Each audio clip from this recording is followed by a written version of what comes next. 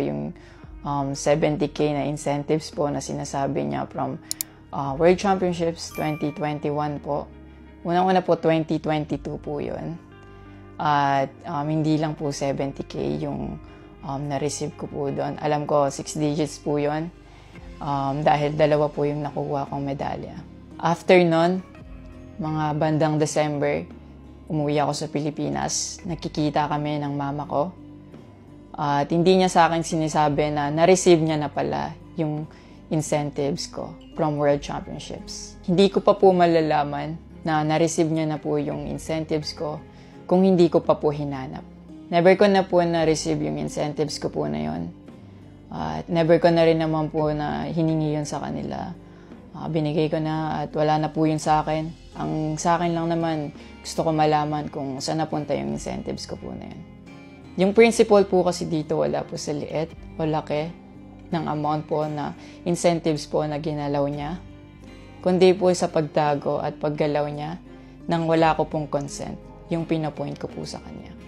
At yung about sa red flag daw po si Chloe na sinabi ng mama ko, hinusgahan niya po agad si Chloe sa pananamit at sa pag-akto po niya.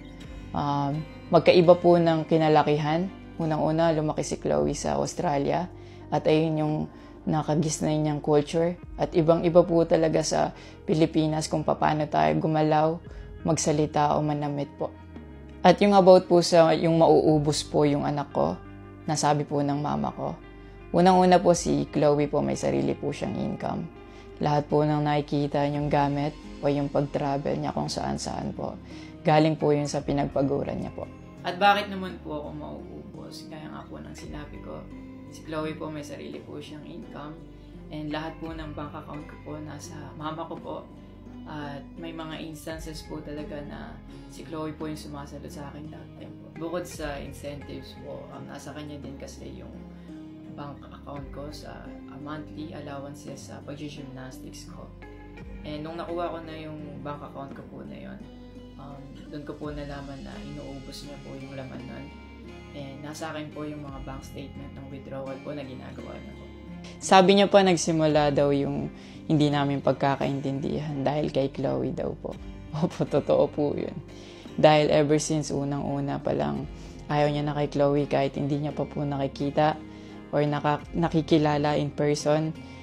And mas nagkalabuan po kami nung naglagay po ako ng boundaries sa relationship ko kasi pinaglaban ko po si Chloe dahil gusto ko po siya. Yung about sa training camp na kinikwento niya na si Chloe dapat wala na daw doon, sabi ng former coach ko pagdating nung dalawang magte-training camp doon. Usually, kapag magte-training camp kami, palaging naka-hotel. And miscommunicated yon na doon pala sila sa akin na mag-i-stay. Hindi rin totoo na pagpunta nila doon, nung dalawang bata, dapat wala na si Chloe kasi sabay-sabay silang pumunta doon. Actually, nagulat pa yung former coach ko kasi nandun si Chloe. Minelcome naman namin sila talaga. Nag-prepare kami para sa kanila. So, hindi ko alam kung bakit ganun yung mga sinasabi niya. At yung sinasabi niya po na yung dalawang bata po dahil si Chloe yan doon, yung nakabalandra daw yung puwet po. Bilang nakakatandang kapatid po, bilang boyfriend ni Chloe po, at bilang ate at kuya po, kami po aalagaan po namin sila. Hindi namin po gagawin yung mga iniisip niya na gano'n. Ang dumi niya mag-isip at hindi appropriate yon para sa akin at disrespectful yon actually sa akin and kay Chloe po. And yung sinasabi niya na so dapat wala daw pong outsider or guest po doon sa apartment ko po.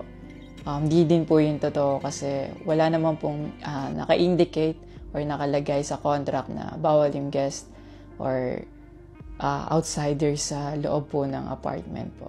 And actually, invited po si Chloe ng former coach ko from Japan nung SEA Games pa lang po sa Vietnam. So, sinabihan kami na invite mo na lang si Chloe sa Japan and doon kayo mag-hangout.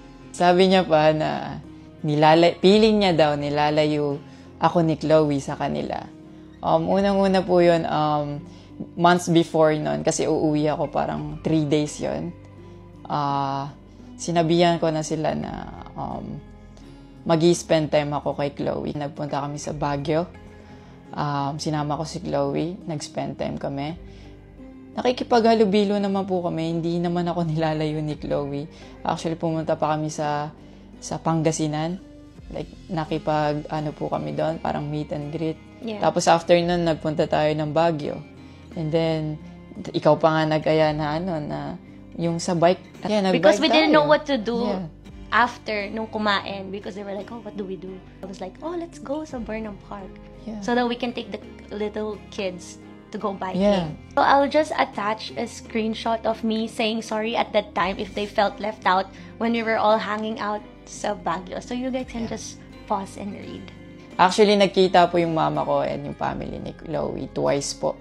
And then, yun, nag-usap po sila. And the last resort, my family made a group chat Yeah. na kasama everybody involved because my family wanted to address kung ano yung issues ni mom mo towards me. Yeah, kasi marami na siyang pinapost. Yeah, madami na siyang pinapost. And even though my family knew na madami na siyang pinapost, my family still welcomed them, treated them with respect, and with no judgment na pinaringgan nila yung side ng mom mo, what she had to say about me and our relationship. And then, after the group chat, she left. Yeah. Your mom left. And wala siyang narinig anything from my family. May recent interview po kayo na kinakongratulate niyo po ako. Kung genuine po talaga kayo, maraming salamat po. Ina-acknowledge ko po yung pagka-congratulate niyo sa akin. Pero nagpa-flashback pa rin po talaga yung masasakit yung sinabi sa akin at yung mga hindi nyo pag-wish well sa akin. Like, tumatatak po yan sa akin talaga. Ang message ko po sa inyo na mag-heal kayo, mag-move on, at napatawad ko na kayo long time ago po. Pinagpipray ko na maging safe kayo palagi at nasa maayos kayong kalagayan dyan lahat. Tigilan na po natin to at i-celebrate na lang po natin yung mga ginawa po ng paghihirap, pagsasakripisyo ng bawat atletang Pilipino dito sa Olympics.